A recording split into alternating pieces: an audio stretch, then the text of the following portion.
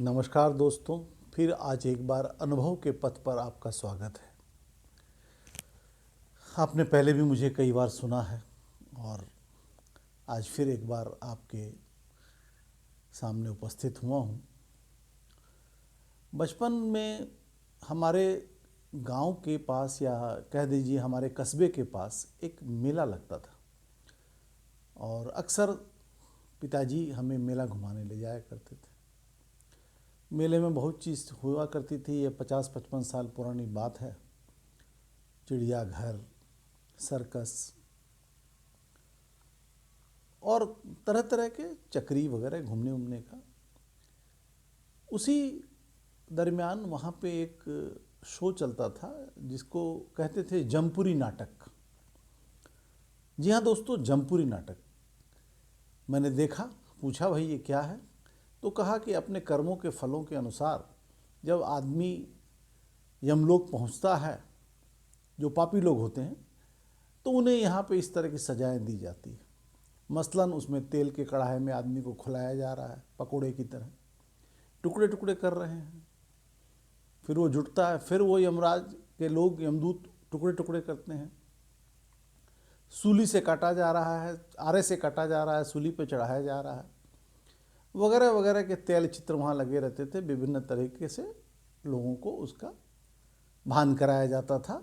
मैं भी देखता था। तो बचपन से मेरे मन में ये चीज़ थी और सुनते आते हैं हम लोग, सब कुछ सुनते हैं कि भाई स्वर्ग एक अलग जगह है, नर्क एक अलग जगह है। स्वर्ग के अलग सुख हैं, नर्क के अलग दुख हैं और अपने कर्मों के अनुसार लोगों को सुख दुख मिलते हैं मृत्यु के बाद। लेकिन मैं अपने 30-40 साल के विगत जीवन के अनुभव में मैंने ये महसूस किया कि हो सकता है हमारी धारणा है स्वर्ग है, नर्क है, सब कुछ है, लेकिन कहीं ऐसा तो नहीं कि ये सब पृथ्वी पर ही है और हमारे अगल बगल ही है और हम लोग इसको समझ नहीं पा रहे हैं। तब मैंने कुछ अध्ययन किया, कुछ शोध किया और मैंने ये महसूस किया। तो थोड़ा बहुत जो मैंने महसूस किया मैं आप लोगों से शेयर करना चाहता हूँ, आप लोगों को भी ये समझ में आए कि स्वर्ग और नर्क यहीं पे है। मैंने इस चीज़ को एक निर्णय तक पहुँचाया है। एक पानी का जहाज जिसकी कैपेसिटी 2000, उसमें 20,000 आदमी ठूंस दिए जाते हैं और उनका सफ़र लगभग सिंगापुर से लेकर न्यू गिनी तक का 58 दिनों का सफ़र। अब सोचिए कि 2000 की कैपेसिटी वाले जहाज में अगर 20,000 आदमियों को भेड़ बकरी की तरह ठूंस दिया जाए तो उसकी कल्पना कीजिए, समझिए कि आप ही हैं उसमें, क्या होगा। और खाने के नाम पे जो चावल बनते थे, आधे लोगों को चावल मिलता, आधे लोगों को उसका माड़ पीना पड़ता दिन में 2 बार। उसमें आप जीवित रहें तो ठीक है, मर गए तो आपको उठा के समुंदर में फेंक दिया।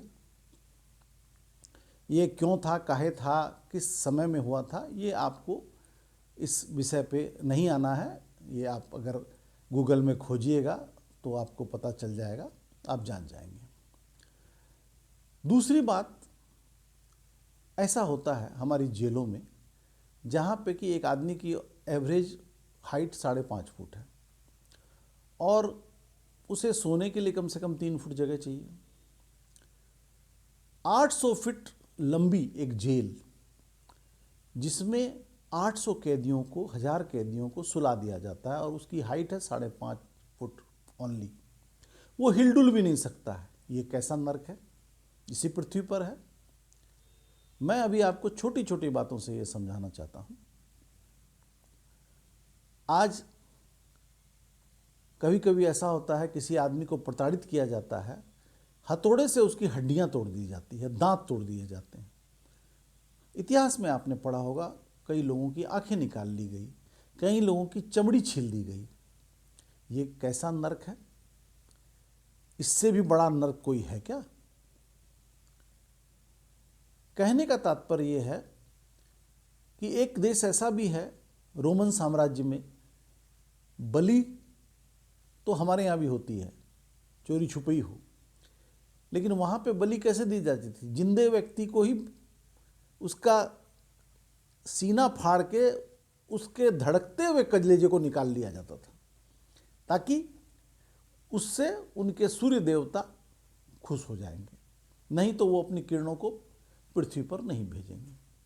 ऐसी ऐसी भ्रांतियाँ, ऐसी ऐसी यातनाएं, ऐसा ऐसा सब कुछ विस्तार से कहा जाए तो कहने को शब्द नहीं है, शर्म भी महसूस होती है।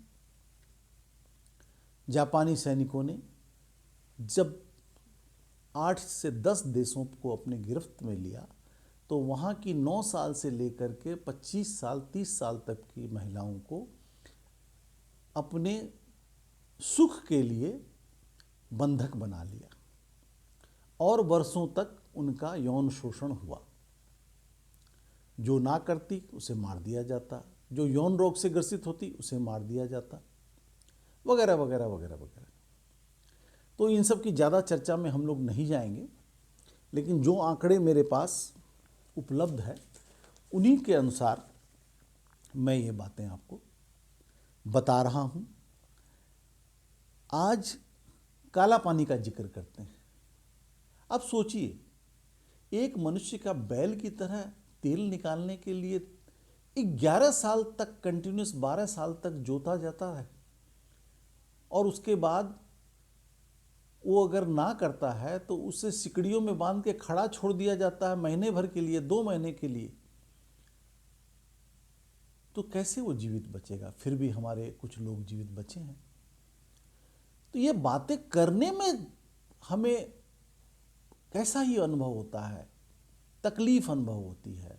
लेकिन जो लोग उन काल कोठरियों में ये सजा पाए, वो कैसा नर्क भोगे। ये अलग बात है कि उन्होंने अपने किस जन्म का कर्ज चुकाया है, ये हमारे मैथोलॉजी का विषय है, इसमें हम लोग नहीं जाते हैं। तो हमारा कहने का मतलब ये है कि हमने जो इतने सालों में इस बात को समझा कि स्वर्ग और नर्क दोनों इसी धरती पर है, होंगे यमलोक में, होगी कोई यमपुरी, लेकिन यहाँ पर भी है।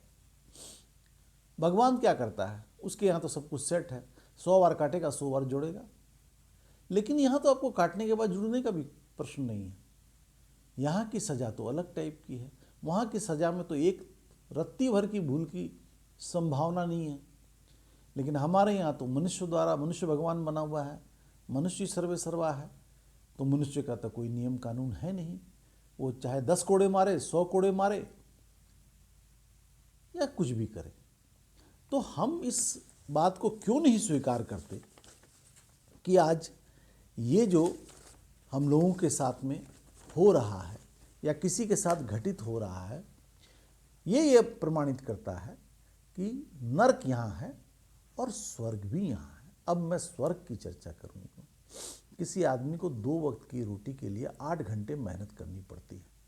मेहनत कई तरह की होती है, मट्टी काटने से लेके ऑफिस में बैठने तक। लेकिन जो लोग आज भी यहाँ पे सोने के बर्तन में, चांदी के पलंग पे, सोने के बर्तन में खाते हैं, चांदी के पलंग पर सोते हैं, मर्सिडीज और रोल्स रॉयस गाड़ियों में सफ़र करते हैं, जिनके अपने जेट हैं, वो तो स्वर्ग ही हुआ ना। मृत्यु के पूर्व तक यहाँ पे जो भी ये सारी चीज़ें आप अवेल करते हैं, तो वो स्वर्ग की कैटेगरी में आती है। मनपसंद भोजन चाहिए, मनपसंद हर चीज़ चाहिए, पैर उठाने की ज़रूरत नहीं है आपको, कारपेट बिछा हुआ है, आप गद्देदार कारपेट पे चल रहे हैं। सुख के बहुत सारे रूप है। आप 100 रुपये रूम के कमरे में नहीं रह सकते, लोग 2-2, 10 लाख, 15-15 लाख रुपए के कमरों में रह रहे हैं। तो मैं यही साबित करने के लिए निकला हूँ कि स्वर्ग भी यही है, नर्क भी यही है। और अपने कर्मों के अनुसार, तो भाई कर्म अगले जन्म में आपने क्या किए थे ये पता नहीं, लेकिन इस जन्म में हम चाहें तो अपने कर्मों को सही दिशा दे सकते हैं। तो ये छोटी सी चर्चा शायद आपको कुछ सोचने को विवश करे। फिर मिलेंगे। जय हिंद, जय भारत।